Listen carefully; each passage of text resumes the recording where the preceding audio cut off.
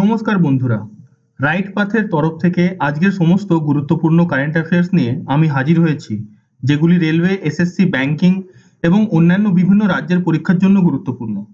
ভিডিওটিকে শেষ পর্যন্ত দেখুন, চ্যানেলটিকে সাবস্ক্রাইব করুন ও বেল আইকন প্রেস করে দিন, যাতে প্রতিদিনের কারেন্ট অ্যাফেয়ার্স আপনারা মিস না করেন। আজ আমরা আলোচনা করব 25শে অক্টোবরের গুরুত্বপূর্ণ কারেন্ট অ্যাফেয়ার্স। তো চলুন শুরু করা যাক। আজকের প্রথম প্রশ্ন, 2025 জুনিয়র হকি ওয়ার্ল্ড কাপ থেকে কোন দেশ আনুষ্ঠানিকভাবে সরে দাঁড়িয়েছে, যেটি ভারতে অনুষ্ঠিত হওয়ার কথা? 2025-এর যে জুনিয়র হকি বিশ্বকাপ সেটি ভারতে অনুষ্ঠিত হচ্ছে এবং পাকিস্তান এই সমস্ত খেলাগুলি থেকে সরে দাঁড়িয়েছে। আপনারা জানেন এখন বর্তমানে পাকিস্তান ও ভারতের মধ্যে সম্পর্ক খুব খারাপ। জম্মু কাশ্মীরের পেহেলগাঁওতে যে অ্যাটাক করেছিল পাকিস্তান, তারপরে ইন্ডিয়া রিটালিয়েট করেছিল এবং অপারেশন সিন্দুর লঞ্চ করেছিল। এই সবের জন্য পাকিস্তানের সাথে এখন ভারতের সম্পর্ক খুবই খারাপ। তাই পাকিস্তান ভারতে যে হকি ওয়ার্ল্ড কাপ হচ্ছে সেটা থেকে সরে দাঁড়িয়েছে। এবার পাকিস্তান সরে দাঁড়িয়েছে, তো ডান দিকে আপনি পাকিস্তানের ম্যাপ দেখতে পাচ্ছেন। পাকিস্তানের রাজধানী হলো ইসলামাবাদ, পাকিস্তানের মুদ্রা হলো পাকিস্তানি রুপিয়া, আর পাকিস্তানের প্রধানমন্ত্রী হলেন শাহবাজ শরীফ। পরের প্রশ্নটি হলো, আফগানিস্তানের কোন নদীর উপর বাঁধ নির্মাণের নির্দেশ দিয়েছেন তালিবান সুপ্রিম নেতা হিবাতুল্লাহ আখুন্দাজাদা?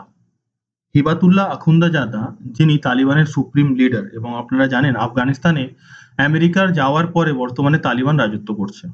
তো এটি পাকিস্তানের কোন নদীর উপর বাঁধের নির্মাণ করছে? এর সঠিক উত্তর হলো কুনার নদীর উপর। এবার এই বাঁধটা বানানোর প্রসেস খুবই স্ট্র্যাটেজিক্যালি ইম্পর্টেন্ট। তার কারণ হলো এই নদীর ওপর যদি বাঁধ তৈরি হয় তাহলে পাকিস্তানের ওয়াটার সাপ্লাইয়ের ওপর একটা বড় ঘা হবে, এবং আফগানিস্তান এটা করতে চাইছে তার কারণ আপনারা জানেন খুব রিসেন্টলি পাকিস্তানের একটা এয়ার স্ট্রাইকে আফগানিস্তানের 3টে ইন্টারন্যাশনাল ক্রিকেট প্লেয়ার মারা গেছে। তাই আফগানিস্তান এখন পাকিস্তানের ওপর চাপ সৃষ্টি করার চেষ্টা করছে। এবার এটি আফগানিস্তান করছে, তো আফগানিস্তানের রাজধানী হলো কাবুল, আফগানিস্তানের মুদ্রা হলো আফগানি, আর আফগানিস্তানের বর্তমানে প্রধান হলেন হিবাতুল্লাহ আখুন্দিজাদা। পরের প্রশ্নটি হলো, ভারতের নিজস্ব স্যাটেলাইট ন্যাভিগেশন সিস্টেম নাভিক এর জন্য সম্প্রতি কোন সংস্থা নতুন মানদণ্ড নির্ধারণ করেছে? আপনারা জানেন যে নাভিক যে ন্যাভিগেশন সিস্টেম সেটি ভারতের ইন্ডিজিনিয়াস ভাবে তৈরি একটি স্যাটেলাইট ন্যাভিগেশন সিস্টেম। এটির নতুন মানদণ্ড তৈরি করেছে ইসরো। এবার ইসরো এটি তৈরি করেছে, তো ইসরোর ফুল ফর্ম হলো Indian space research organisation. ISRO প্রতিষ্ঠিত হয়েছিল 1969 খ্রিস্টাব্দে 15ই আগস্ট। ইসরোর সদর দপ্তর হলো বেঙ্গালুরুতে এবং এর বর্তমানের চেয়ারম্যান হলেন এস সোমনাথ। এবার এর নতুন যে মানদণ্ড তৈরি করা হচ্ছে তার উদ্দেশ্য হলো, অর্থাৎ আপনারা সিম্পলি এটা বুঝুন যে বর্তমানে সমস্ত মোবাইলে নাভিক সাপোর্ট করে না। আপনারাও নাভিক অনেক সময় ডাউনলোড করে চেষ্টা করেছেন যে গুগল ম্যাপের জায়গায় নাভিক ইউজ করবো, কিন্তু ওটা সাপোর্ট করে না। সেই জন্য এরা একটা নতুন মানদণ্ড তৈরি করেছে যাতে ভারতে যতগুলো স্মার্টফোন ইউজ হয় এবার সেগুলি যে ধরনেরই চিপ ব্যবহার করুক না কেন সেটিকে নাভিক ভালোভাবে সাপোর্ট করুক এবং গুগল ম্যাপের মতোই খুবই দক্ষতার সাথে কাজ করতে পারে। পরের প্রশ্নটি হলো, রাশিয়া 2025 সালের অক্টোবর মাসে পারমাণবিক প্রতিরোধ ব্যবস্থা পরীক্ষার জন্য একটি কৌশলগত মহড়া চালিয়েছে। এই মহড়ার নেতৃত্ব কে দিয়েছে? তো এই মহড়ার নেতৃত্ব দিয়েছেন রাশিয়ার প্রেসিডেন্ট ভ্লাদিমির পুতিন। ডান দিকে আপনি রাশিয়ার ম্যাপ দেখতে পাচ্ছেন এবং রাশিয়া এটি শুরু করেছে। তো রাশিয়ার রাজধানীর নাম হলো মস্কো, রাশিয়ার মুদ্রা হলো রাশিয়ান রুবেল, আর রাশিয়ার প্রধান হলেন ভ্লাদিমির পুতিন। আমি আপনাদের বারবার বলেছি যে কারেন্ট অ্যাফেয়ার্স জিকের মতো সাবজেক্ট নয় যেটিকে আপনি মুখস্থ করে স্টোর করে রাখবেন। কারেন্ট অ্যাফেয়ার্স প্রতিনিয়ত পরিবর্তিত হতে থাকে, তাই আপনাদের এটিকে প্রতিনিয়ত পড়তে হবে, কারণ আপনি আজকে যেটা পড়বেন সেটা 6 মাস পরে রেলেভেন্ট নাও থাকতে পারে। তাই এর সব থেকে সহজ উপায় হলো আপনি রোজ সকালবেলা উঠে রাইট পাথের এই ভিডিওটিকে দেখুন এবং রাত্রে শোয়ার সময় এই ভিডিওর পিডিএফ রাইট পাথের ভিডিও চ্যানেল থেকে অথবা টেলিগ্রাম চ্যানেল থেকে ডাউনলোড করে একবার পড়ে শুয়ে পড়ুন। আমি কথা দিচ্ছি যদি আপনারা এইটুকু করেন আপনার পরীক্ষায় আসা একটাও কারেন্ট অ্যাফেয়ার্স এর কোয়েশ্চেন ভুল হবে না। পরের প্রশ্নটি হলো, কোন বিপজ্জনক খেলনার কারণে মধ্যপ্রদেশে দীপাবলির সময় 300-রও বেশি শিশুর চক্ষু ক্ষতিগ্রস্ত হয়েছে? ডান দিকে আপনি যে ছবিটা দেখতে পাচ্ছেন এটি হলো কার্বাইড গান।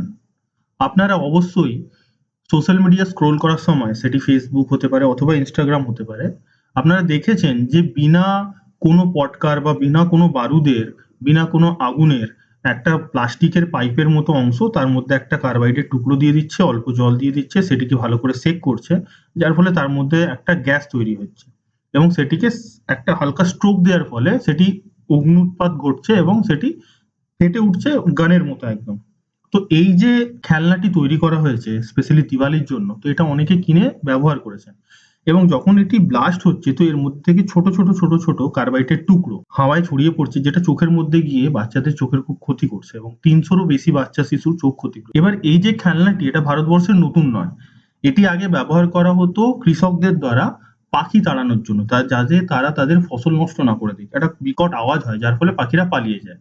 কিন্তু এটাকে কমার্শিয়ালাইজ করার জন্য এটাকে দিওয়ালির খেলনা হিসেবে ব্যবহার করা হয়েছে এবং যার ফলে একটা বড় ক্ষতি হয়ে গেছে। পরের প্রশ্নটি হলো, সম্প্রতি কোন বিজ্ঞাপনের কিংবদন্তি প্রয়াত হয়েছেন? ডান দিকে আপনি যে ব্যক্তির ছবি দেখতে পাচ্ছেন, এনার নাম হলো পীযূষ পান্ডে। ইনি অ্যাডভার্টাইজমেন্টের দুনিয়ার এক মহান ব্যক্তিত্ব।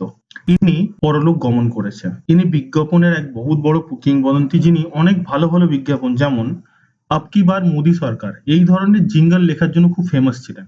এই আব কি বার মোদি সরকারও ইনি লিখেছিলেন। অথবা আপনি যে ফেভিকলের অ্যাড দেখেন, শর্মা কি দুলহিন জো ব্যাহ কে আই, এই ধরনের জিঙ্গল, অথবা এই যে ক্যাডবেরির বিজ্ঞাপন দেখেছেন, এইসব এনারই তৈরি। ইনি 70 বছর বয়সে পরলোক গমন করেছেন। পরের প্রশ্নটি হলো, বিশ্ব পোলিও দিবস কখন পালিত হয়?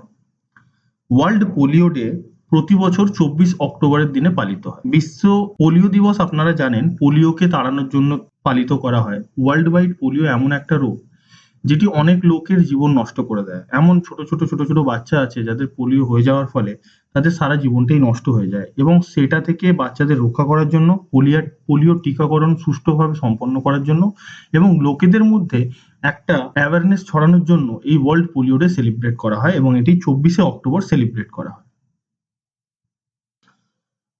পরের প্রশ্নটি হলো, স্থায়ী শক্তির জন্য কেন্দ্র গড়ার জন্য কোন দুই প্রতিষ্ঠান এমওইউ সাইন করেছে, অর্থাৎ মেমোরান্ডাম অফ আন্ডারস্ট্যান্ডিং সাইন করেছে?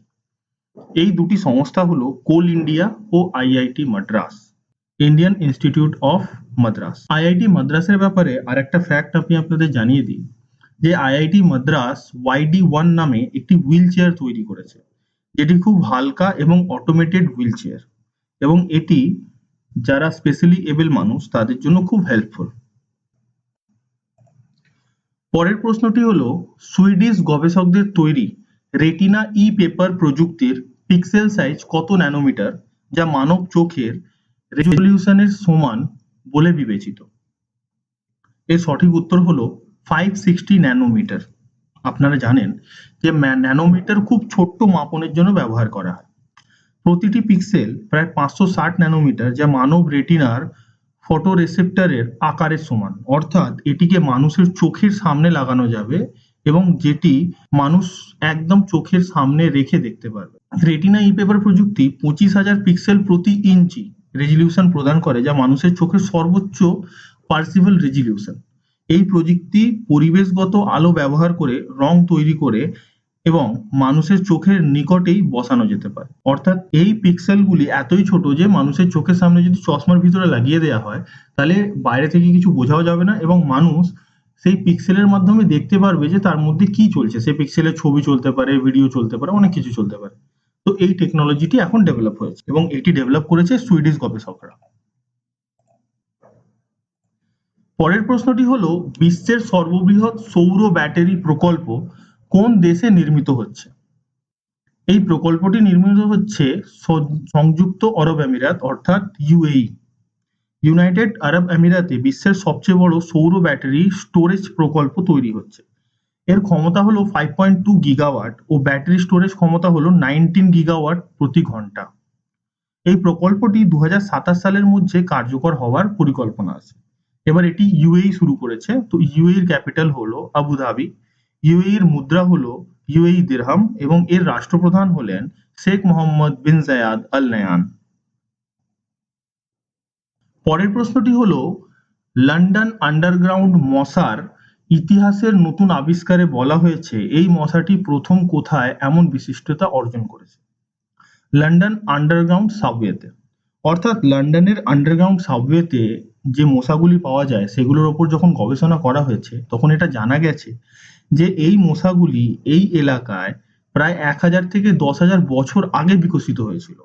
এটা ওয়ার্ল্ড ওয়ারের সময় যখন আন্ডারগ্রাউন্ড ওয়াটারওয়েজ তৈরি হয় তখন ডেভেলপ হয়নি, অর্থাৎ এগুলি মানুষের ব্যবস্থাপনার কাছে অভিযোজিত হয়েছিল অনেক আগে, এবং এটা অনুমান করা হচ্ছে যে এটা ইজিপসিয়ান টাইম থেকে ওই এলাকায় আছে। তো এটি যুক্তরাজ্য অর্থাৎ ইউনাইটেড কিংডমে পাওয়া গেছে। তো ইউনাইটেড কিংডমের রাজধানী হলো লন্ডন, এর মুদ্রা হলো পাউন্ড স্টার্লিন এবং এর বর্তমান প্রধানমন্ত্রী হলেন কির স্টারমার।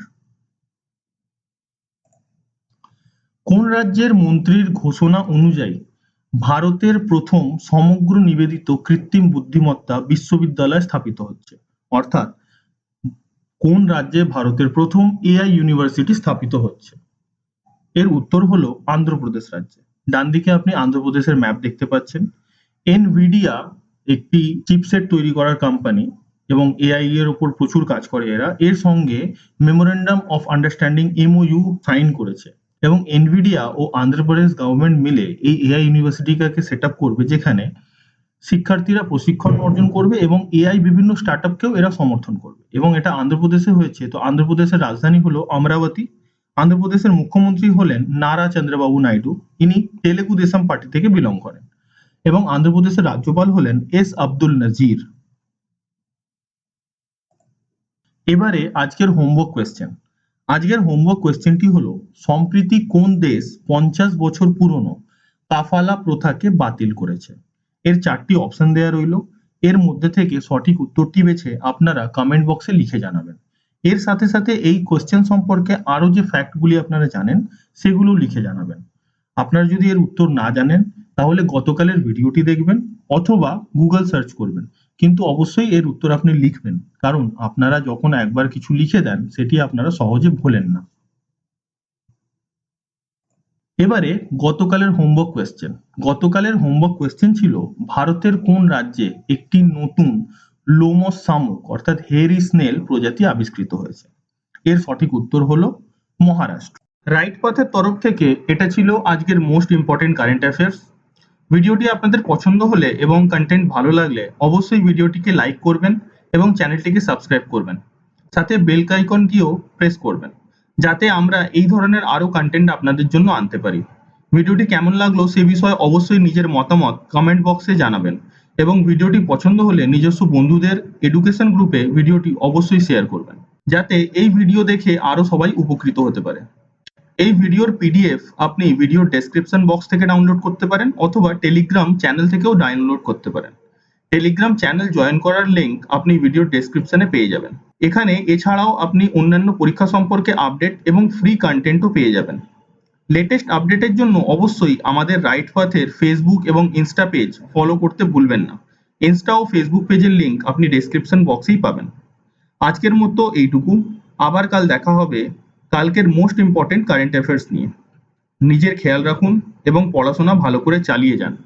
জয় হিন্দ।